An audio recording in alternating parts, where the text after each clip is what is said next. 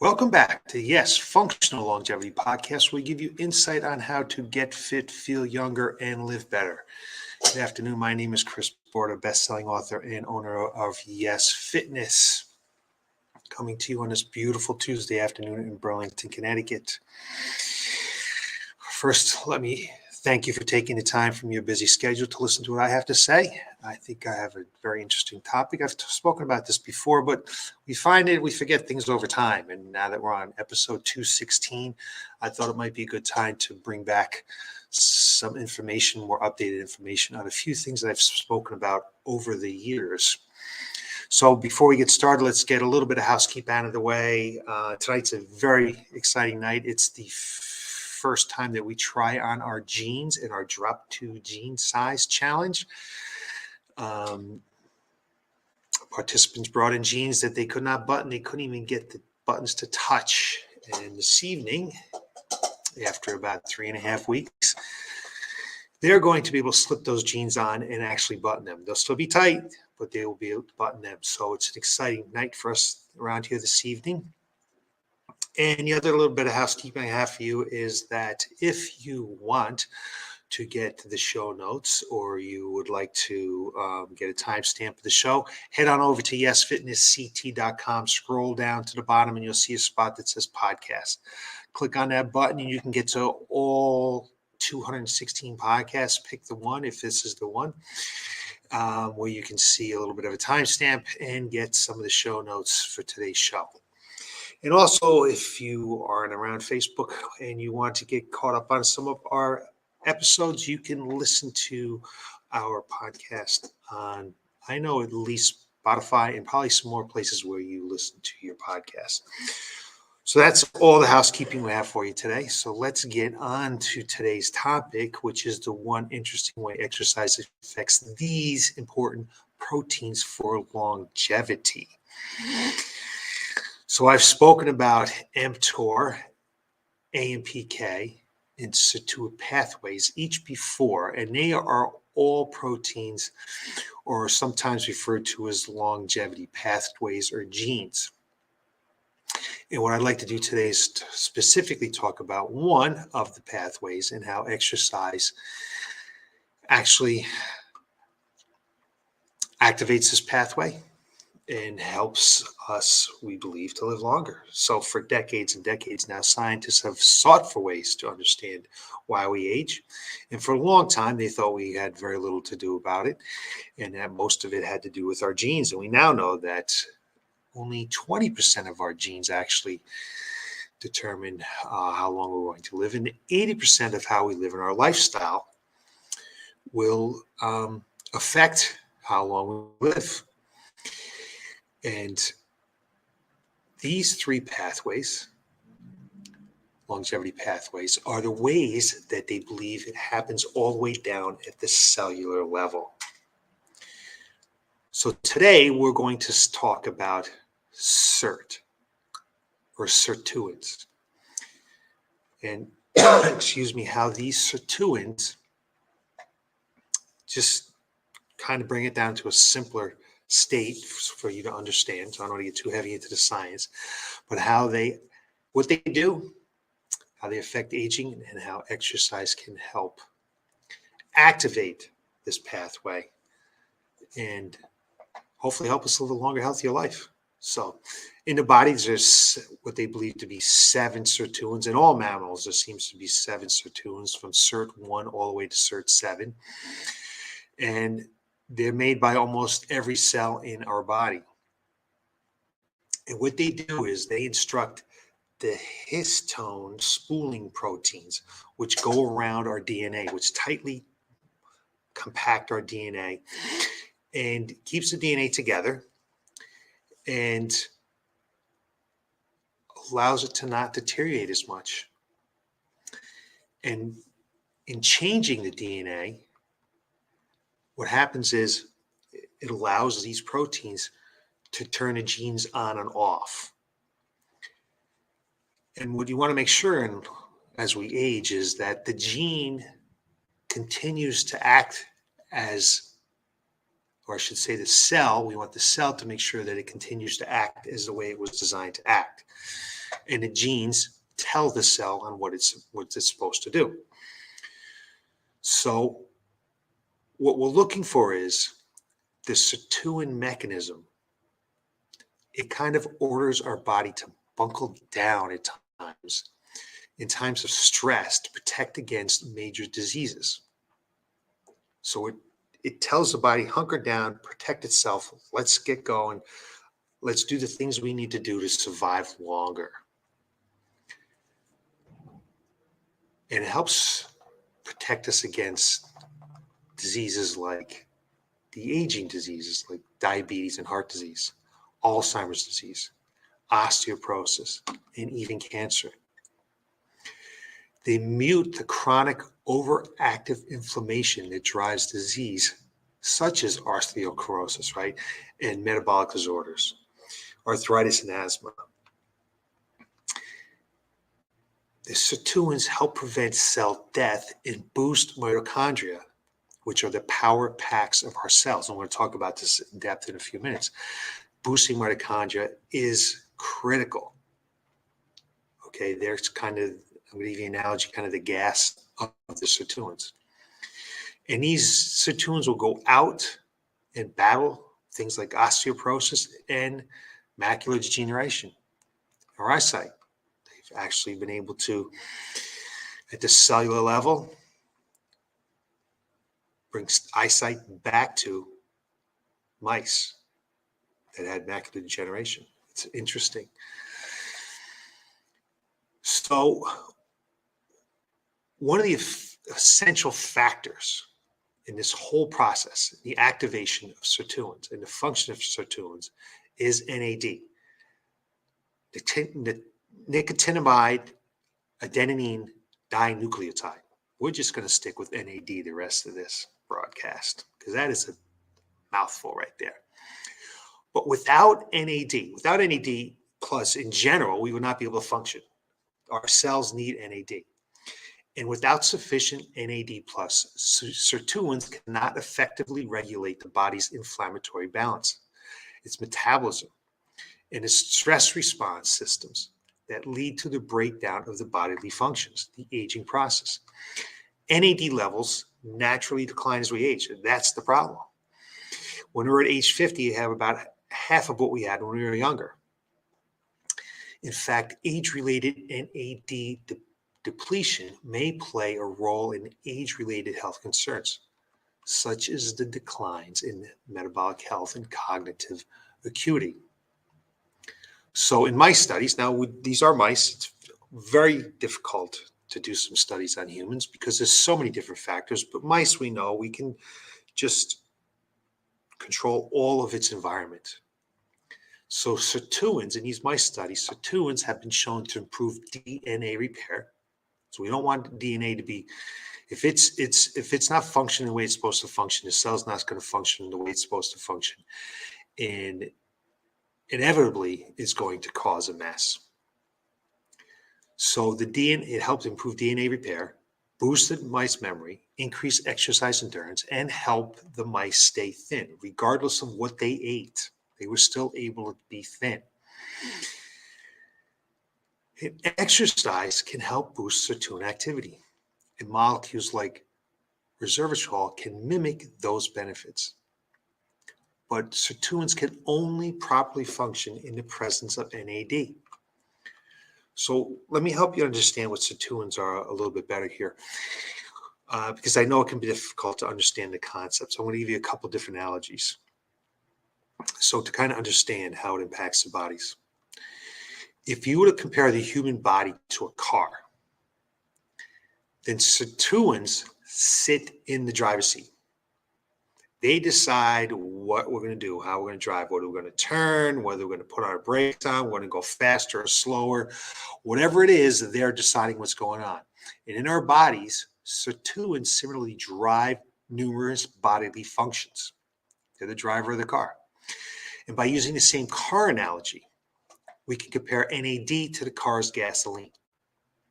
So gas provides fuel for the vehicle, enabling the driver to decide where, or the Sirtuins to drive where and when and how to drive the car.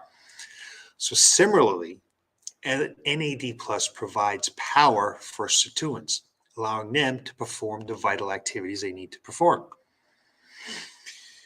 The car driver also makes decisions that impact how well the car ages. Whoever that is, he or she determines when it is time to take the car to the shop and get repairs, how often the oil needs to be changed, how often you need to tune the car up, all the different factors that significantly will impact how long the car will last.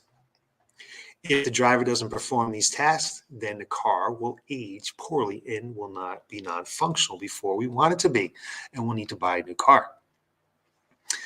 On the other hand, if the driver keeps the car up in good shape, we know that the cars, especially today's cars, can last well over 200,000 miles. Thus, the car is aging gracefully. Research indicates that Sirtuins act the same way, exerting the same powerful influence on the bodies as the driver does to the car. We're going to think about this too.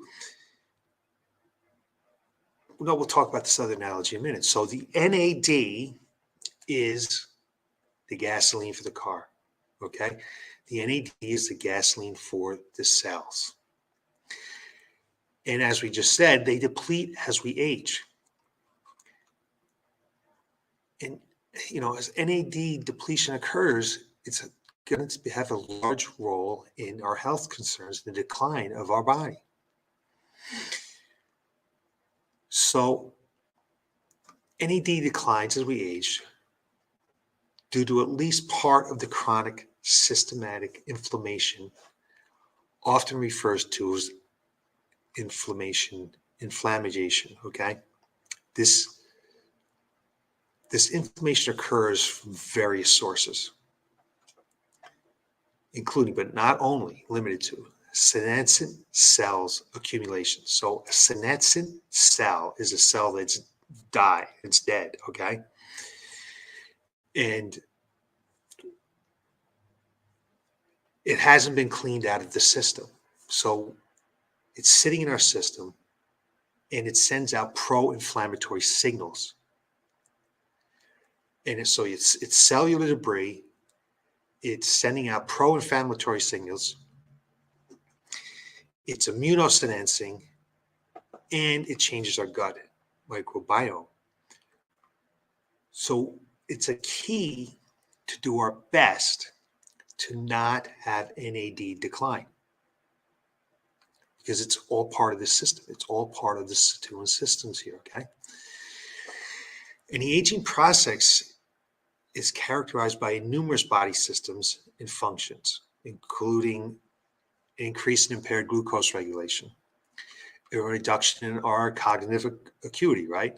A decrease in energy and stamina, and impaired vision, reduced collagen production in the skin, which leads to lackluster skin and wrinkles, right? So these are all things that we can see. We all see and feel and live. This is what's happening at the cellular level. And there's just a growing body of research that indicates Sirtuins interact with many cellular processes in the body's function that declines with age. So it kind of resurrects healthy body functions and restoring youthful vitality. In fact, Sirtuins are increasingly being recognized as the master egg regulator of longevity. So if you want to age gracefully, then enhancing your Sirtuin activity is essential.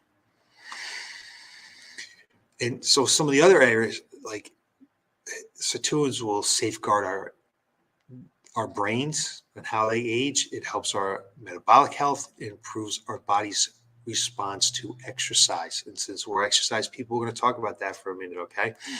Physical activity is essential for the whole body in its health and its longevity. And what research shows is that skeletal muscles' response to exercise is reduced as we age. What happens? That leads to a dampening of exercise-induced health benefits. We don't get as much out of exercise as we did when we were younger. It's sufficient NAD levels, along with sirtuin activation, offer a solution to this problem. It enhances the generation of mitochondria. Now we know mitochondria are our cells, our cellular powerhouses, and inside the skeletal muscles. So that's what we need to do. We need to enhance the mitochondria production in skeletal muscle to improve both muscle development and exercise capacity. Right down in the cells, NAD, mitochondria, sirtuin activity. It all works together. So how can we optimize our sirtuin activity? We can do it through some foods, some phytochemicals. We can do it through fasting. But today because we're exercise people, we're going to talk about exercise. And what exercise is found to do, it increases SIRT3 protein specifically. Remember, there's 7 different proteins, and thereby enhancing overall sirtuin expression. This enhances all the sirtuin expressions, everything. So this is where, for example, if you thought about the body is the White House, okay? And when the sirtuins get activated, all 7 are getting activated. It's like the president saying, okay, he deploys the Army, the Air Force, the Marines, the Navy, the National Guard, all these different things to help protect the country. Well, this is what helps protect our body. Remember, to bunker down and to enhance our body. And by enhancing our sirtuin expression in skeletal muscle, exercise promotes mitochondria biogenesis. Now, what is that? That's the production of new healthy mitochondria. That's like getting a tune-up, okay? That's like going to high test in the car. And in turn, it enhances cellular energy production. NAD is what gives us energy. So what kind of exercise is best for activating sirtuins? They're not probably exactly sure yet, but we know there's some kind of combination of both aerobic, anaerobic, and resistance training increases NAD in our skeletal muscles. And what that'll do, obviously, we've been talking about it will bolster our vital sirtuin activity. So one of the best ways to improve our sirtuin activity and improve our NAD and improve our mitochondria is with strength training. Let's lift the mice. Will help do that. Resistance training increases muscle NAD+. Interval training. So how much lifting do we want to do? A couple of times a week. We want to lift a whole body exercise routine. One that's going to use the major muscle groups, the big muscles. We're talking about the legs, the backside, the back. Not so much biceps and triceps. Yeah, they help you maybe look good in the summertime, but we want to use the big muscles when we want to get the big muscles tired. We want to get them tired at different rep ranges, different time phrases, but we want to get out of breath. So that leads me to the next point. When we're lifting weights, we want to try to get out of breath. As we get out of breath, that's called hypoxia. That's where the body is looking for oxygen. That again is signaling the body to turn on the defense mechanism. Breathing heavy. So lifting weights is going to overload the muscles, turn on defense systems. Cardiovascular activity, working hard, resting.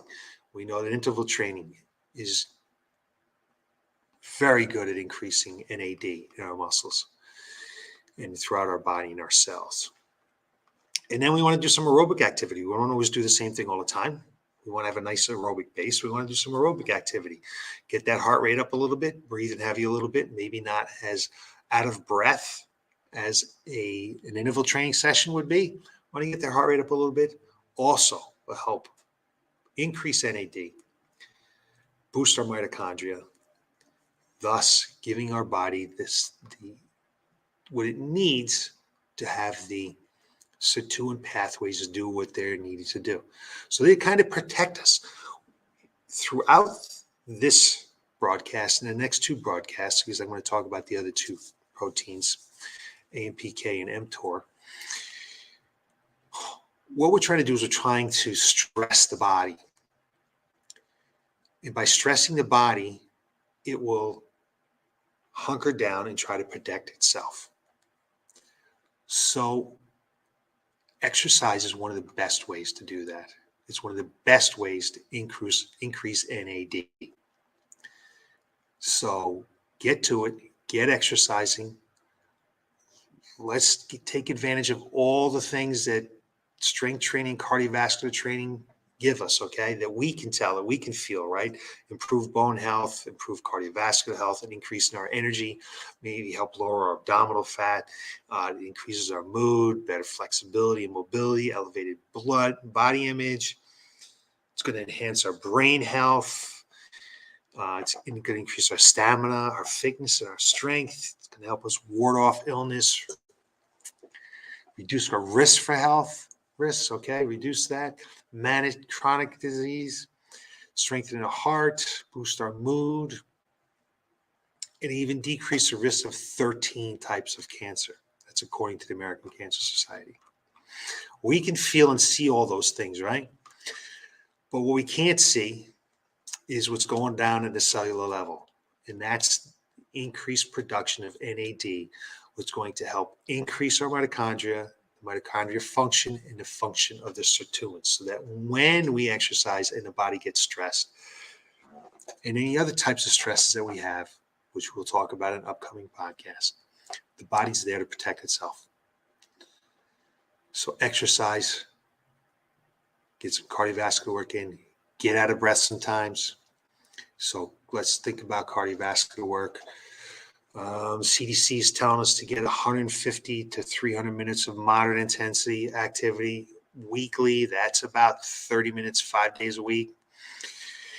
I'm telling you, let's get up and move a little bit, okay? That 10,000 step numbers out there. Maybe you can get to 10,000 steps, but let's see if we can't get moving a little bit. Let's get 2,000, 3,000, 4,000, build on that. The one thing about exercise is once you start to do it, you start to feel good and you start to build on it some.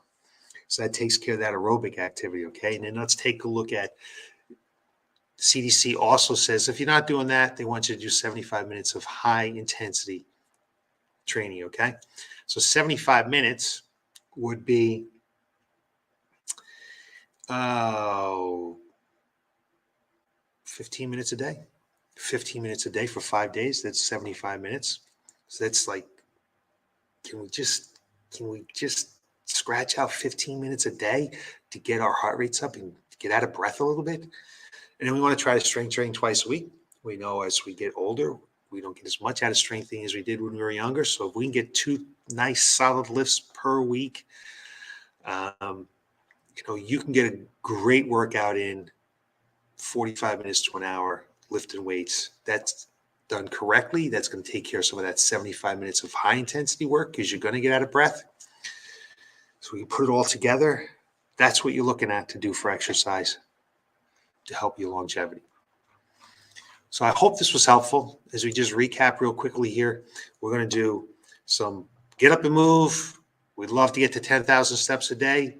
Let's work towards that. We'd love to get to 150 to 300 minutes a day of moderate intensity activity.